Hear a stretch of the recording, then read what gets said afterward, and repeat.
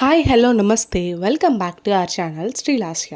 అందరు ఎలా ఉన్నారు? నేనైతే చాలా బాగున్నాను. ఎవరైనా ఫస్ట్ టైం మన ఛానల్ని చూస్తున్నట్లయితే కంటెంట్ నచ్చినట్లయితే ప్లీజ్ టు సబ్స్క్రైబ్ గైస్. ఇంకా వీడియోలోకి వెళ్ళిపోదామా? ఈరోజు అయితే సున్నుండలు చేస్తున్నాను. ఇదైతే యాక్చువల్గా నేను పీజీకి ఎత్తుకెళ్దామని అయితే చేసుకుంటున్నాను అనమాట. ఫస్ట్ అయితే ఫ్లెక్స్ సీడ్స్ వేయిస్తున్నాను. ఫ్లెక్స్ సీడ్స్ వల్ల మనకి చాలా హెల్త్ బెనిఫిట్స్ ఉన్నాయండి. మెయిన్గా హార్మోన్ ఇంబ్యాలెన్స్కి, స్కిన్కి, హెయిర్కి కూడా చాలా మంచిది. దాని తర్వాత పంప్కిన్ సీడ్స్ కూడా లైట్గా రోస్ట్ చేసుకుంటున్నాను అనమాట.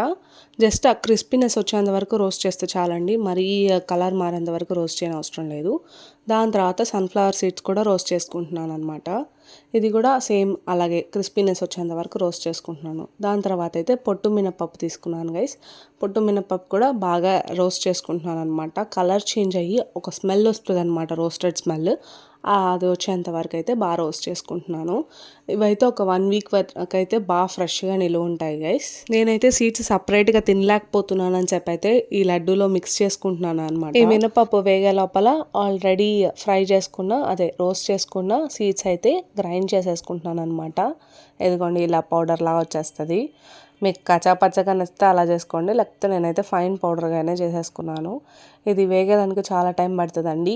మీడియం ఫ్లేమ్లో లేదంటే సిమ్లో పెట్టినా కానీ ఇంకా మంచిది. బాగా వేగించుకోవాలి, అప్పుడే కొన్ని రోజులు నిలువ ఉంటుంది. పొట్టు మినపప్పు కూడా హెల్త్కి చాలా మంచిదండి. స్ట్రెంగ్త్కి ఎక్కువగా ఈ పొట్టు మినపప్పుతో సున్నుండలు చేస్తుంటారనమాట.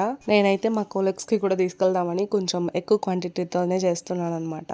ఈ మినపప్పు కూడా బాగా రోస్ట్ అయిన తర్వాత ఇదైతే కొంచెం పౌడర్ చేసుకుంటున్నాను ఫస్ట్ మిక్సీలో. దాని తర్వాత కొంచెం బెల్లం వేసి, దాని తర్వాత యాలకుల టేస్ట్ కోసం మంచి ఫ్లేవర్ ఇస్తుంది కదా, వేసి తిప్పుతున్నాను. ఉత్త బెల్లం వేస్తే తిప్పడం కష్టమవుతుంది, అందుకని ఫస్ట్ ఫైన్ పౌడర్ చేసుకోండి మినపప్పుని. దాని తర్వాత బెల్లం వేసి తిప్పాను అనమాట.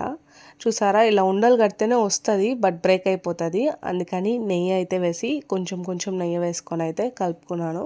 యాక్చువల్గా గీ నేను అస్సలు తినను. లైట్గా స్మెల్ తెలియకోకుండా ఉంటే తింటాను, కానీ ఎక్కువ వేస్తే అసలు తినను. సో ఎక్కువ గీ వేసింది వచ్చేసి మా కొలీగ్స్కి, అండ్ దెన్ తక్కువ గీ వేసుకుంది అయితే నాకు. ఇలా బ్యాచెస్గా చేసుకున్నాను అనమాట. గీ అయితే ఫ్రెష్గా అమ్మ ఇంట్లోనే ప్రిపేర్ చేస్తుంది గాయ. చూసారా, ఎంతో సింపుల్ హెల్తీగా చేసుకునే హెల్తీ సున్నుండలు రెడీ. నచ్చిందా? మరి ఇంకెందుకు ఆలస్యం, వీడియోని లైక్ చేసి మీ ఫ్రెండ్స్కి షేర్ చేసి సబ్స్క్రైబ్ చేసుకోవడం అస్సలు మర్చిపోవద్దు.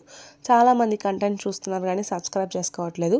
Please to subscribe. చిన్న సబ్స్క్రిప్షన్ నాకు ఎంతో బూస్టింగ్ ఇస్తుంది అనమాట మంచి వీడియోస్ పెట్టడానికి. So please to subscribe. మరి నెక్స్ట్ వీడియోతో కలుద్దాం. బాయ్.